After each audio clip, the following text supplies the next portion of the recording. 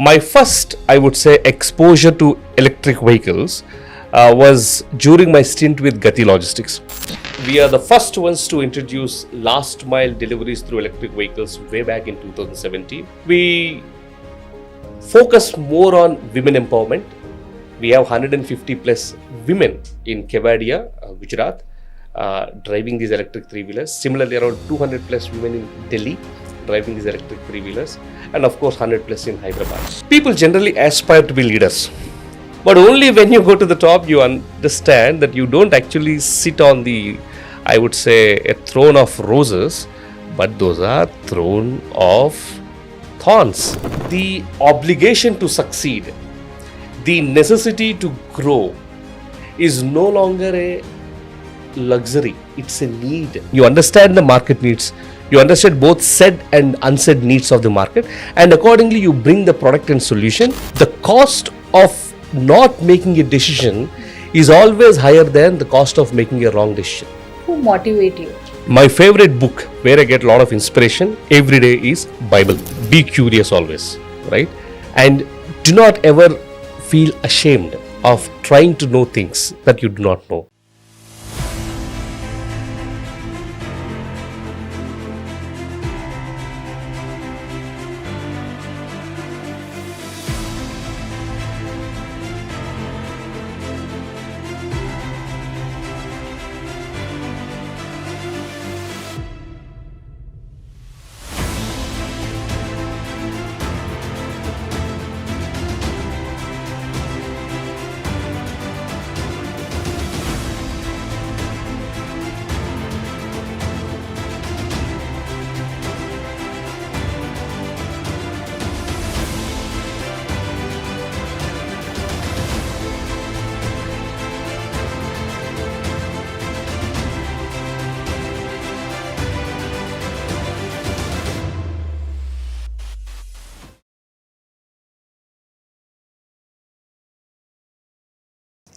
Welcome to our podcast. I'm Navneet here, and today I'm going to have an amazing conversation with Mr. Rajeev. He's a visionary leader in the forefront of innovation in the field of electric vehicle and sustainable mobility. So before starting, could you please introduce a bit about yourself, how you started, how you're doing, and what is the important work you are doing in the field of growing in industry? First of all, thank you very much, Navneet, for having me on this podcast.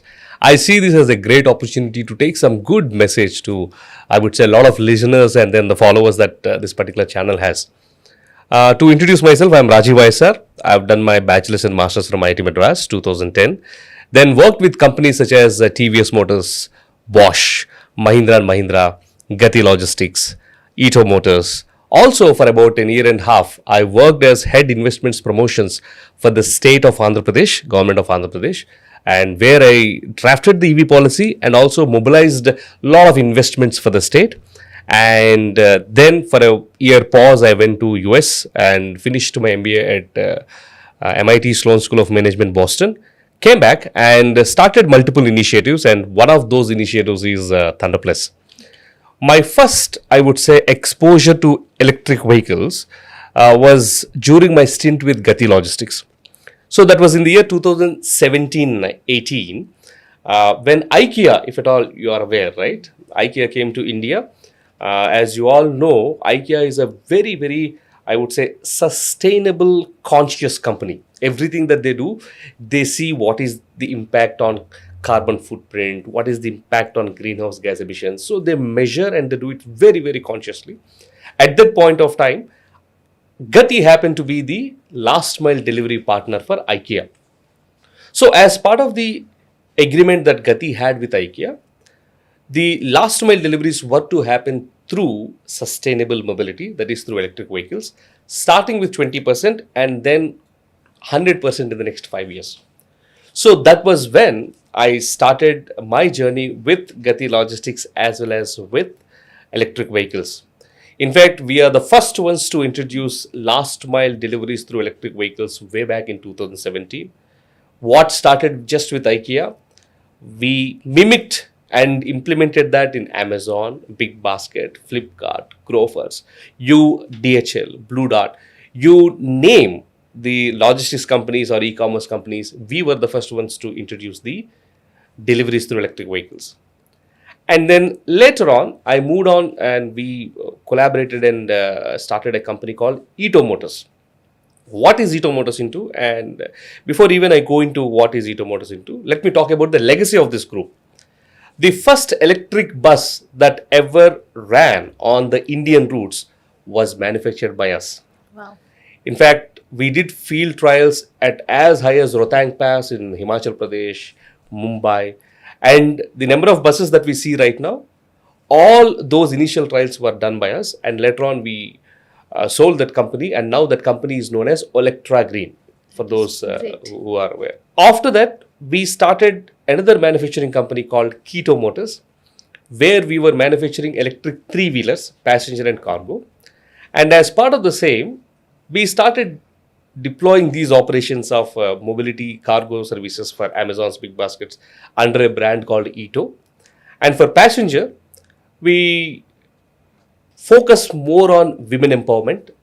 We have 150 plus women in Kevadia, Gujarat, driving these electric three-wheelers. Similarly, around 200 plus women in Delhi driving these electric three-wheelers. And of course, 100 plus in Hyderabad. So total, we have around 2,000 plus vehicles running on the roads. And then the journey of ThunderPlus anyway, I'm going to talk. Okay, let's talk about leadership. Mhm. Okay. I know leadership and making decision is a quite harder step always. So I'm very curious to know, are there moment or time where you feel like that this is the decision I'm going to make, and how you are like how you implemented that with your team and with your company? People generally aspire to be leaders. Why? Because they assume that अरे boss होने के बाद सब ठीक हो जाता है, कोई इनको काम नहीं देता, सिर्फ वही काम देते रहते, right? And nobody to question him also, he may not be accountable. It is always good to go to the top. But only when you go to the top, you understand that you don't actually sit on the, I would say, a throne of roses, but those are throne of thorns. Why? Because as long as you are basically at the mid-level or at the level of an organization, you are accountable and responsible for only yourself.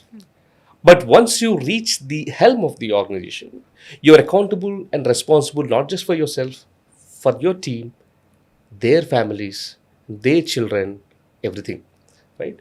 So the obligation to succeed, the necessity to grow is no longer a luxury, it's a need. So that way, every decision that you take as a leader will definitely have its own impact, either in a positive way or in a negative way. And hence, leaders in general are always at a tremendous pressure to make decisions.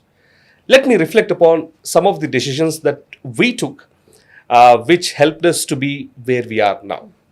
So if you look at ThunderPlus as an organization, initially ThunderPlus was just a charging infrastructure department, developing charging infrastructure for those buses I told you.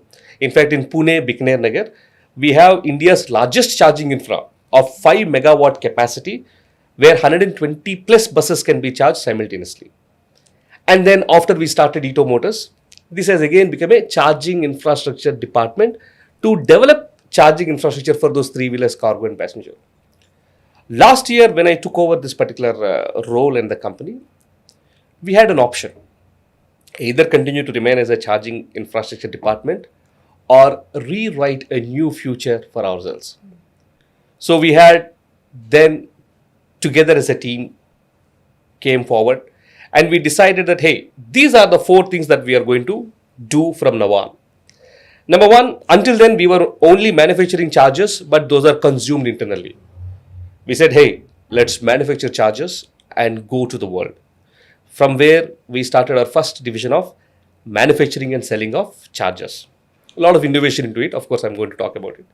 Second one, we said, why don't we also develop the public charging solutions? Until now, all the charging stations that we develop are only specific for private. Why don't we develop public charging solutions? Again, a decision because to set up, say, for example, a 240 kilowatt or a 360 kilowatt megawatt charging station, it cost the upwards of 1 CR. And charging business, as you know, is not like a restaurant business where you start a business today and tomorrow onwards you would see customers walking in.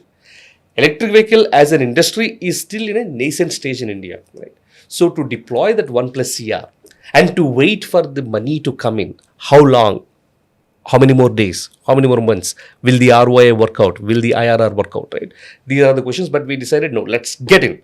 We will figure out how do we bring the revenue. So manufacturing of charging and sales, and then public charging stations. Third important thing is we started also developing dedicated parking and charging solutions. And finally, we started doing EPCs. Now, this is interesting.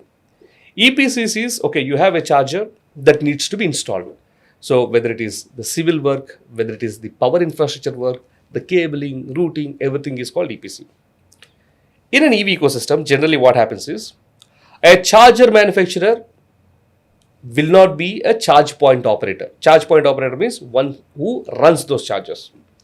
A charge point operator will not be an EPC guy. EPC guy who engineers, procures and commissions this. So all these three are three exclusive departments. That's where we said, this is again very, very bold leadership decision, right? Because we really need to now, if we don't define this, I'm neither a charger manufacturer, nor a charge point operator, neither a CPO. So what we have done, we said, those products which are already there in the market, I'm not going to reinvent the wheel. I will focus on those products which are not there in the market. That's where I started focusing on a 3.3 kilowatt universal charger, which we call Har Ghar Thunder, which means every house should have a charging point, and that charging point should become a revenue generating aspect, more like an STD booth business. No manpower, no monitoring, simple QR code, scan, charge, pay. Second, when the whole world is focused on fast charging for 4-wheelers and buses, we are the first ones to focus on fast charging for 2-wheelers and 3-wheelers. That's where we call Chai Pay Charge. So from these 3.3 kilowatt and a Chai Pay Charge perspective, as a manufacturer, I am the market leader at this point of time. But when it comes to other fast chargers, I collaborate with my competitors and I take their products. And my competitors, when it comes to these products, collaborate with me and take my products. Second thing, there is an possibility that I can either compete with my charge point operator as other companies as a competitor, or I can collaborate. So what I've said to my competitors is, hey, you know what? You set up your charge points, doesn't really matter. But the entire engineering, procurement, commissioning, and operations and maintenance of that, including demand generation, will be taken care by me. So you don't have to do the heavy lifting work. We will do that work. That's how we have started collaborating with our own competitors with whom we work right now, right? So these are certain decisions where we had to make, which really helped us to become a 10 crore top line company in the very first year of our operations. Okay, so you're talking about competitors. So as I know, branding is like more important for every business in today era. So how you are going to define branding and marketing? See, most of the times, right, the tech founders think that branding and marketing are bakwas cheeze, right? As long as you have a great product, people are going to come and buy. But somebody needs to go out and tell them that, hey, a product as such is available and it is great, right? So I strongly believe as much as technology is important, as much as innovation is important, so much is the importance of marketing and branding, because people need to be aware that you exist. So you cannot discount marketing and branding. In fact, if you look at ThunderPlus, we invest very heavily. See, for example, when I spoke about Har Ghar Thunder, right? That's a campaign. People think, Har Ghar Thunder, Har Ghar Tiranga, Har Ghar Thunder. And when I say Chai Pay Charge, wow, Chai Pay Chacha to hai, Chai Pay Charge bhi hai, right? Now, these campaigns do not come just like that, right? You need to invest your time, money, efforts, and resources into it, right? And every good thing that you do needs to be amplified and told in the market. That's the reason every, I would say, collaboration, every partnership that we do, we speak it out very loud and clear that, hey, this is what we have done, say, for example, with Tata Motors. This is what we have done, say, with India Post. This is what we have done, say, with South Central Railways. This is what we have done, say, with Ather, right? So you cannot discount marketing and branding. They are as important as your product, technology, and innovation. Okay, so like the question I have asked you about branding and marketing. So we all know that team is an important part of like our business. So how you stay motivated and focused along with your team, how you are keep on pushing them and making decision for them without losing the quality whatever you are providing to your customer. Let me share a small example. How long does it take to travel by bus from here to Chandigarh? 3 hours. 3 to 4 hours. Okay. Let me put you two scenarios. Right. Scenario number one, you are going to Chandigarh because there is a wonderful wedding that's happening. You're going to be part of it for the rest of the day. Lot of sangeet, a lot of bharat, a lot of dance, etc. A good food. You're going to meet all your close friends, your families, etc. is one. Right. Second thing, everything of that what I told you exists, but just that you are not aware. Now look at this. So you have two passengers in the bus. Both are going to the same destination. Both of them are going to be part of the same excitement, same function, whatsoever. But one guy is aware of what's going to happen, but the other guy has no clue what's going to happen. Now let's look at the emotions that both of them go through. The person who is aware of what's going to happen, he is in anticipation, excitement. He's like, wow, when will I finish my 3 hours journey? Because I'm going to meet my classmates, I'm going to meet my friends, right? The bride is my friend, the groom is my friend, etc. He looks with a lot of excitement and he enjoys every moment. Now look at the other guy who is absolutely not aware of what's happening. 3 hours. How do I sit in the bus? क्या करूँ मैं यहाँ पे? Boring लग रहा है. You're able to understand, right? What's the difference between both of them? One guy was aware of the vision and hence is enjoying the journey towards the destination. Other guy has no clue about what that vision, what the destination is, and hence for him the journey is monotonous, the journey is boring, the journey is tiring, and the journey doesn't really appeal to him. Now why I shared this analogy is a leader's responsibility is the vision that he is able to see, the vision that he is able to articulate, the vision that he is able to build. He should also be able to communicate with the same passion and commitment to everyone in the team. Are you here with me? When you do that, imagine the entire bus is of passengers who are aware that we are going to be a place where there is going to be a wedding. What a joy, right? What a galata, what a fun, what a hangama in that bus. The journey would not be like a boring journey for them, right? So where the reflection of that is, even if you are a CEO or a founder or a CXO, it doesn't really matter. You need to ensure that your grandeur vision and the goal that you intend to go must be communicated with the same rigor and passion to the last mile employee of your company.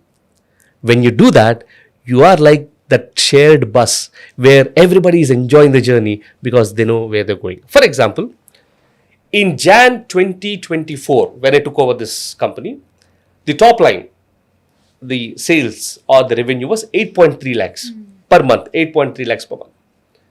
I called my team and said, hey, you know what? One day we will do 1 CR per month. Wow. That's almost like what? 8.3 lakhs to 1 CR is almost 12x, 13x growth. Not even 8.3, I think it's around 5 lakhs or so. Team was like, "Saab to maza kar rahe," right? 5 lakhs per month to 1 CR, 20x growth, kaisa hoga? The same team, Jan 2025, we did 83 lakhs per month. Look at this. Jan 2024, 8.3 lakhs. Jan 2025, 83 lakhs, 10x growth. Team, kuch to? Alright. Then I told my team, hey, you know what? Let's do at least 1 CR per month. 1 CR per month hoga, nahi hoga. March, we did 1 CR plus. March, we closed at 2.9 CR. And when we looked at the entire year from April 2024 to March 2025, when we closed our books, the team together has done 10 CR as a top line. Right? Now, again, I wouldn't say I have done it. The team has done it, right? Now you see the fun. Then I said, hey, great, we have achieved 10 CR. Shall we do 100 CR next year? You're able to understand? But then, since I already shared that vision of 1 CR per month to 10 CR per year, now the team is excited. Ki, "Arey, we have done that. Probably we'll do this also." And we have been consistently doing. I hope there will be a time, few months from now, where we'll again gather like this and then discuss how we did 100 crore per annum as I would say, a revenue, right? So I think as a leader, it is important for him to not just visualize the grandeur vision, but it is equally important for him to share that vision with the same passion and rigor so that everybody chases that particular vision and the journey will not be difficult, the journey will not be futile, the journey will not be tiring. It is exciting. You're all going to enjoy that piece of cake. Absolutely correct. So you have created a job portal, let's say, for tribal women, and this is the India's first EV zone, I believe. So how you can suggest leaders to balance like making money while doing good things for society? Brilliant. Very good question. See, for any business leader, first and foremost important thing is making money. He must make money, right? Then all the other empowerment etc. comes into picture. So let me not give you a wrong perception ki wo noble cheez karo, ye noble cheez karo. No. As a founder CEO, you are here to make money. Again, make money in the sense, while you offer the products and services, you collect and then that's how you make money. That's how the country grows. That is how it adds up to GDP, right? But it's a beautiful question. How do you balance it out, right? So that's where as a leader you need to understand. For example, I'll tell you. I'll talk about multiple examples. Gujarat, Kevadia, context. The tribal families were displaced. Why? Because we wanted to build the government wanted to build the Statue of Unity. And then something needs to be done. Now I had two options. One is provide similar kind of a training to the men of the home and deploy. Then I thought two things. Number one, men are generally not that flexible, right? Thoda rigid hai wo. Second, when it comes to responsibility, they are not as good as women. Third, when it comes to hospitality, nobody to beat women. And Kevadia is a tourist place. We need less absenteeism. We need guests to be really feeling warmth. And the sense of responsibility, when you empower these women, right, they can buy the dress that they want to wear. They can put the kids in the school that they want to. They can give good, nutritious food to the family. Right? When we thought of it, then we decided, no, let's do something hut. Okay. Now, because of which, what happens? Number one, these vehicles were maintained well because they handle it smoothly. Second, the absenteeism is less because women are more committed. Third, zero customer complaints. Why? Because they always read, "Good morning, ma'am. Good morning, sir. Baithiye." And then when people see that a woman is driving the three-wheeler, right, they also get encouraged to speak. Yeah. Then the stories are exchanged, the lives are exchanged, right? So that way there is a connect. So from a business perspective, my metrics, driver absenteeism, less, customer satisfaction, more, vehicle uptime, better. I make good money. And from a social perspective, I am empowering these women, right? So it is a myth that if you focus on empowerment, you can't get profits. Or if you focus on profits, you cannot really empower. No. As a leader, it's your responsibility. And only you can actually balance them both. You can empower women while you are actually making money. Another example. I told you that we have done Kanyakumari to Kashmir as a all women drive. Okay, 30 days may we covered from Kanyakumari to Kashmir. Why? Is because we have partnered with Uber, India's largest aggregator, where we said we are going to onboard at least 5,000 women as three-wheeler electric vehicle drivers across the country. Now, we did this particular march is number one to demonstrate women that it is possible that three-wheelers can be driven by women. Second, these are durable. Kanyakumari to Kashmir, nothing happened to these vehicles. Right? Now again, why? Simple. Cancellation by women drivers is very, very less compared to cancellation by men. Are you able to understand? Second, again, the way women maintain themselves, hygiene, and then the way they treat the customers. So Uber is happy, we are happy. Third, regularity to job and the desire to do well. Because for electric vehicles, the more they run, the better it is for them to earn, right? So again, from a commercial perspective, I get better marks employing women compared to, not that I have something against men, right? But this is just choice. So I'm more than happy right now to say that 30 to 35% of my fleet is run by women drivers, and all the metrics in that fleet, whether it is vehicle uptime, whether it is regularity to job, whether it is customer satisfaction, everything, all those metrics speak very high and positive about this initiative. So, working with the government rule and the policy and the new idea, it can be tricky, I believe.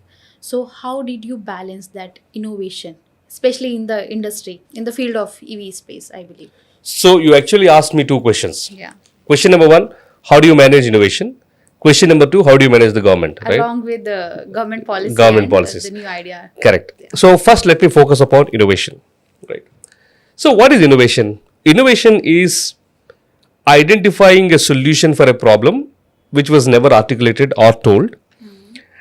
And in the process of building that solution, you either make the solution so simple that it is scalable, or you make the solution so simple that it is affordable, right? The costs come down. So, in our journey, there are many innovative, I would say, projects that we have done. Let me talk about each one of them, right? If you notice electric vehicles in the few years ago, there were many news items that, right, the vehicles were burned out, the house was caught on fire, so many lives were lost. Then it went deep. Why was it happening? Interestingly, what I understood is, yeah, Indian customers are value conscious customers. उसमें तो कोई doubt नहीं है. But what I noticed is, our customers are Indians. They spend 1.5 to 2 lakh rupees in buying a nice electric two-wheeler. But when it comes to charging, they still use the same old 16 amps plugs. Now, what's the problem with this is because those plugs are not designed for electric vehicles. Electric vehicles draw higher amps of current. So you need to have minimum 9 square millimeter wiring there. You need to have industrial plugs to withstand those temperatures. Because of which the short circuit actually starts in the plug board and then it quickly spreads to the batteries. And of course, batteries are highly, I would say, inflammable. And that's where you get the accidents. Then I went one step deeper. Why are the customers not investing in buying those chargers? Then I realized that a similar charger of such kind of a capacity costs anywhere between 25,000 to 30,000 rupees in the market. Then I realized, okay, one is awareness, second one is probably the cost competitiveness. So I developed a charger, a 3.3 kilowatt universal charger that can charge two-wheelers, three-wheelers, four-wheelers at a cost less than $99. IP67 protect from dust, rain and sun, and ARIS certified, metal body, and because the positioning is less than $99, that means less than 8,000 rupees, it is affordable by everybody. So, innovation one. Second thing, even then I saw people not very comfortable purchasing it. Then I went one step forward and said, hey, you know what? This product, when you want to use for your vehicle, you can use it. But when you're not using it, this can generate revenue. Very similar to the old STD booth business. You have a coin box, people come, put a coin, speak, and then at the end of the day, you collect money. And you don't have to monitor that. So that's when we started scan, charge, pay. Anybody can come, scan, pay, and charge. So this particular product has not only become a consumer product for that customer, but it also became a revenue generating asset. That's an innovation. You're able to understand? Yeah. Now we started talking to the governments, we started talking to NGOs, we started talking to Infosys Foundation, Asia Development Banks. Hey, we said, hey, you work among women. Most of these women have tailoring shops, right, boutique shops, tiffin centers, etc. Why don't you set up these chargers outside their shops? It gives them at least 5 to 10,000 rupees every month without them doing anything. Wow, right? So that's what is innovation. Second innovation that we brought is we set up charging infrastructure for a company called NMDC, National Mineral Development Corporation.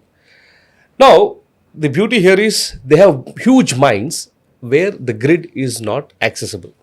So they gave us a problem statement that, hey, Rajiv, we want to deploy electric trucks, dump trucks there. But our biggest challenge is, yes, our depots have charging infra, but when the vehicles go to the mines, they don't have charging infra. So that was when we acquired a company based out of Germany called Me Energy. What does it mean? Methanol, ethanol energy. What happens?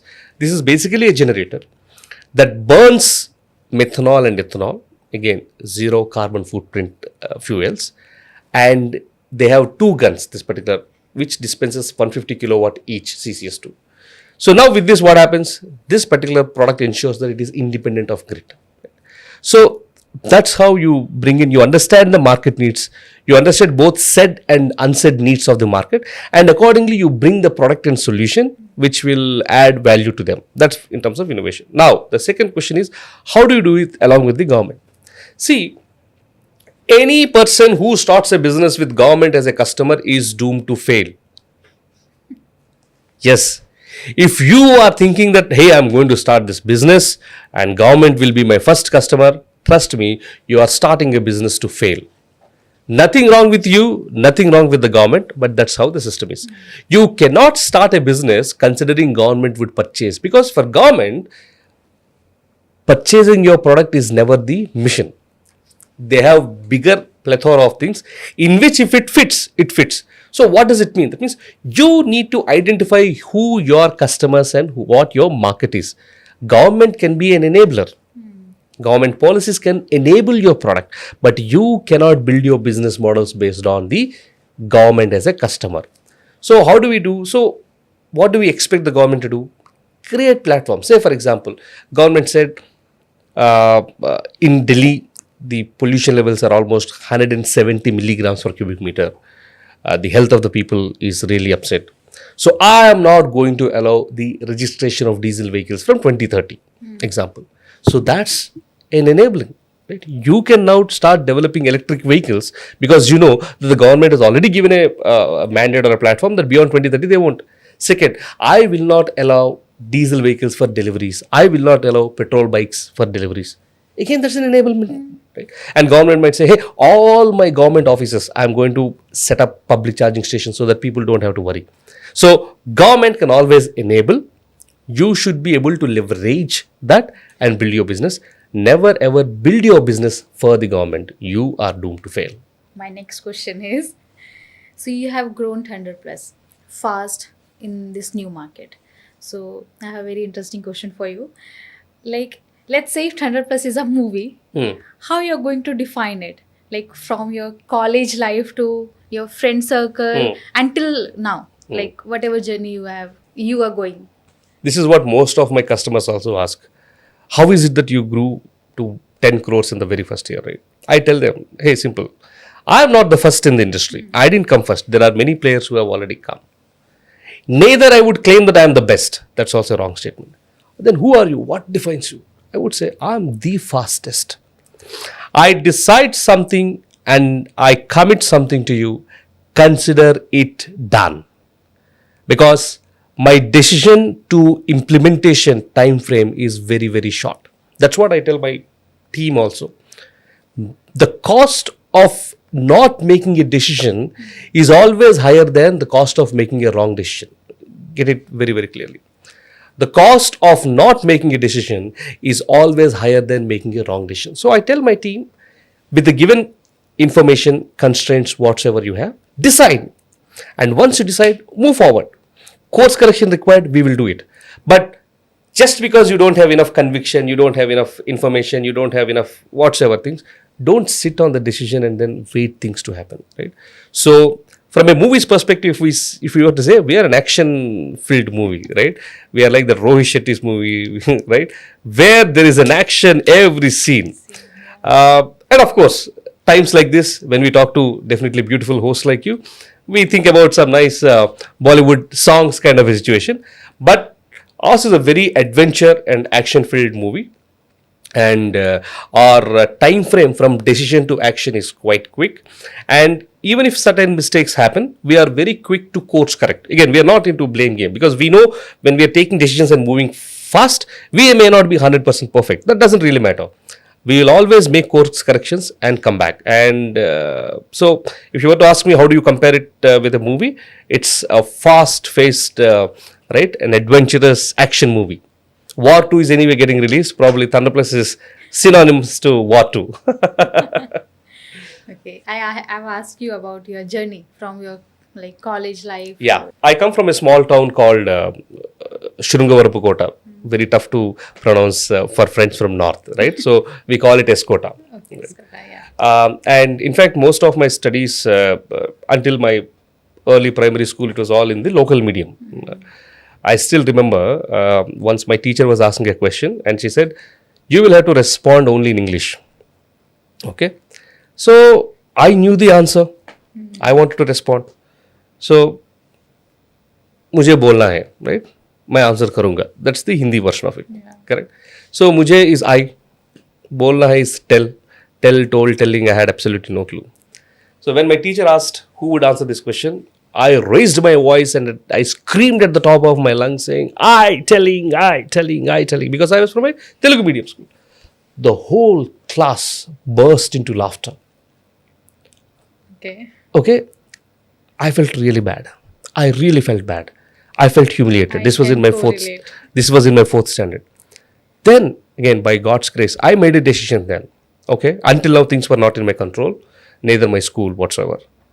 But when I grow up and when I speak, everyone must listen in awe.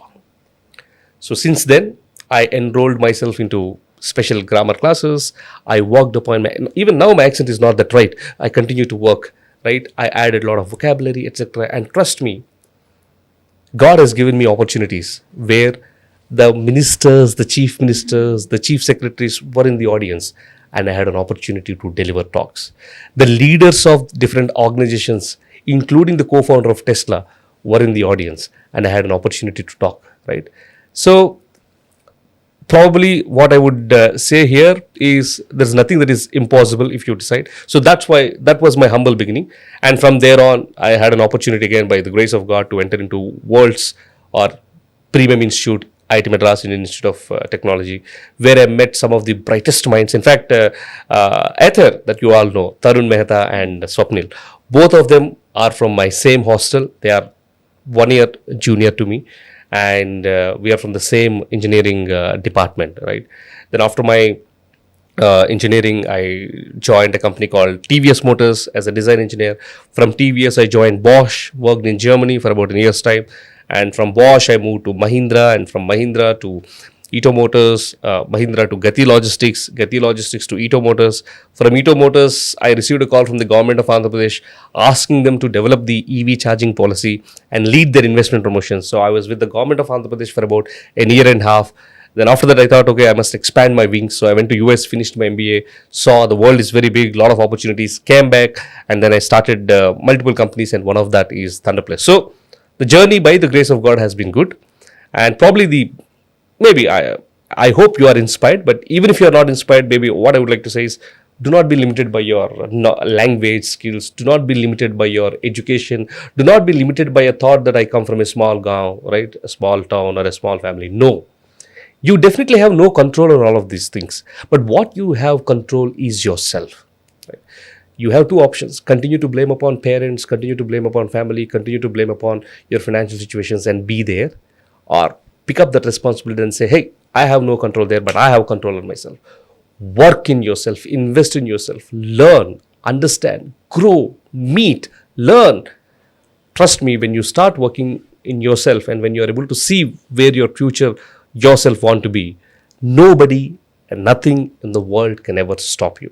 Who motivate you? That's a good question. So, my favorite book where I get a lot of inspiration every day is Bible. In Bible, there are few specific, I would say, verses or sentences which inspire me a lot. The first one, it says, do you know a man who is skilled at his work? He will not stand before ordinary men, but before kings. So that is very clear that means you need to be really, really skilled at what you do. No mediocre performance, no intermediate performance. When you do the job, that needs to be the world's best deliverable, right? Second one, it also says that, if you do that really well, I will make your feet like hinds feet and make you walk upon high places. That means once you start doing it well, there are only those high places that you go. And it also says that if you lack wisdom, you ask, it shall be given, right? So I think these three are my biggest motivators. And of course, you learn every day everything from everybody. So I believe that if you have the heart to learn, if you have the passion to be inspired, everything, every living being, every person can actually inspire you. It's all about you, how you draw that inspiration. So like everyone is listening your podcast obviously, and everyone need a motivation from your side. So I just want to know if anybody, like those who want to start their career in EV especially, how they can start and how they can be a part of your journey. Yeah. These days, these are the days of entrepreneurship, right? Everybody wants to start something on their own. Everybody wants to build. So I provide a platform to all of them. They can become ThunderPlus franchisee partners. What does it mean? It means this, right? If you look at the other, again, this is where innovation comes into picture. If you look at a regular electric vehicle charging franchise, it costs anywhere up and above 30 lakhs, 50 lakh rupees. That way, I am limiting this from people. Only people who are able to afford can do that. Then I thought, why can't a regular Aam Aadmi who has the desire to start at a smaller level, can't he do it? Right? All he needs to do is some space. Maybe he will have space outside his shop or outside his home, and he needs some technology support which I can give.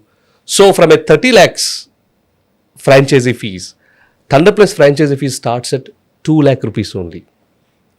Does it mean that I don't have bigger ambitions? Of course. See, if you have an empty space, say for example 500 square yard space, and probably it is on the highways or it is on a prominent place, and you want to convert that, then we have franchises at 30 lakh rupees also, which can, of course, the more invest, the better you returns are, right? So for anybody who wants to engage with ThunderPlus Business Partners Program or ThunderPlus Franchise Program is something. Somebody might say, hey, I only have money. I don't have land, or I don't have space, I don't have power. What do I do? I said, hey, we have Business Partners Program. As part of which, what we do is, we give you partial ownership of a charging station. Say, for example, one charging station to set it up has costed 1 crore rupees. And say it is giving us close to around 18 lakh rupees per annum, right? 18%. Now, if you were to say, hey, Rajiv, I have 30 lakh rupees. I would say, yes, 30 lakh rupees, I will make you a 1/3 owner of that particular station, and I will start sharing 1/3 of the 18 lakhs with you, which is, say, for example, 6 lakhs, right? So, franchisee program is something that you can associate with. And second thing is business partners program. Both of them are great opportunities for you to begin your entrepreneurial journey in the EV industry. I love reading books. Okay. So I really want to know, which is your favorite book? See, there are multiple books that I love. And one of the best books which I continue to read. And there is one book called 1 Minute Manager. Right, that you really need to pick it up. And there is also another book which I started reading right now. Basically, this is called the high octane or high frequency person. Basically, this book encourages you to stay hatke, right? And yeah, any such kind of leadership books I really love to read. Any particular like business related a book you suggest? So definitely, financial education is something one needs to really understand. Again, financial education is not that, I would say, I don't necessarily say that they will only have to get it from the financial books. For example, Rich Dad, Poor Dad, right? A beautiful book that talks about, right, the fundamentals of financial education. And then Psychology of Money is again another good book. Right. So these are fundamental books. They are good narrations, and at the same time, they teach you the fundamentals of finance, etc. Yeah. What one thing you are going to suggest? See, one thing is be curious always, right? And do not ever feel ashamed of trying to know things that you do not know, right? For example, have you started walking from the day you were born? No. You fell few thousand times before you took that first step. Have you started swimming as soon as you're put in a pool? No. You practiced for weeks before mastering the strokes, right? Have you started coding? Absolutely. Have you started editing the day you picked up a computer? No, right? Everything has its time, and learning need not be synonymous to incapability. No, most of the times what happens is we associate ourselves, learning means you're not capable. No, be shameless. Be curious. Learn whatever you do not want to learn and start questioning the status quo. Don't accept, no, this is my life. That's it. I am built like this. No. Start thinking. Once, see, I believe in this 3-factor formula, right? Number one, generally what people say is your actions are defined by your thoughts and are defined by your belief system. A very, very beautiful example. There is a person here who says, Arey, I anyway will fail this examination. And he will definitely fail in the examination. There is another person who is going to excel in everything that is. Major difference is simple. His belief system is he is going to fail. Yeah. So his thoughts are fail. Will he prepare for the exam? No, because he believed that he is going to be a failure. His thinking also in the same direction, and hence the actions also will be the same. Now what happens? These actions will influence his belief system, and he will continue to be a downward spiral. Whereas the other guy comes from an, hey, मुझे ये job चाहिए. I need to crack this exam. See, the action is positive. So he will start thinking in that particular direction. And he will start preparing in that particular direction, and hence the results also positive. And once the results are positive, again it reinforces the belief system. मैं तो कर सकता हूँ. Then that belief system will inspire his actions or thoughts, and those actions will result in positive things, right? So always never assume things, take things for granted. Never assume negative outcome. Always believe that you are going to rock it, you are going to crack it, and you will crack it and you will rock it. Trust me. I have one more question. Like there are like number of entrepreneurs. Correct. Those who want to start their Correct. business. कुछ time तक start करने के बाद वो सोचते हैं कि नहीं, I am not going to do it, मुझसे नहीं होगा. Correct. So what is the one suggestion you are going to give them?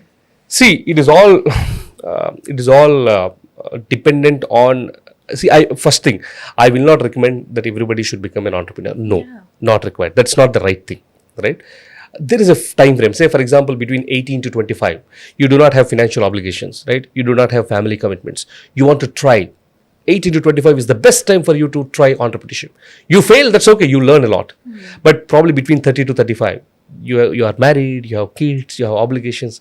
You want to experiment, then probably I would not really encourage, right? So one thing you need to be prepared is, as an entrepreneur, you are doomed to fail, Okay. right? If you have the ability to take that failure, get into things, right?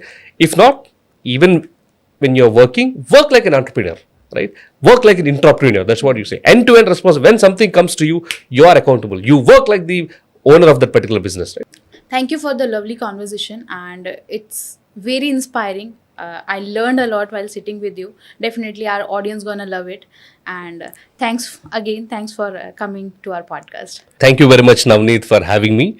And trust me, you've been an amazing host. You brought the, I would say, right precepts, right learnings for the audience to learn. And for all the audience, electric mobility as an industry is a beautiful industry with a lot of opportunities awaiting you, right? Seize the opportunity. And if you want to succeed, we are all here to support and help you. Once again, I think Karo Startup, you have been doing an amazing job in inspiring people to take the path less traveled, right? That's Thank the path you so of much. entrepreneurship. Thank you so So my kudos to the founders, my kudos to the entire team. And I look forward to meeting you again. Thank you so much. See you. Same. Bye. Same. Thank you.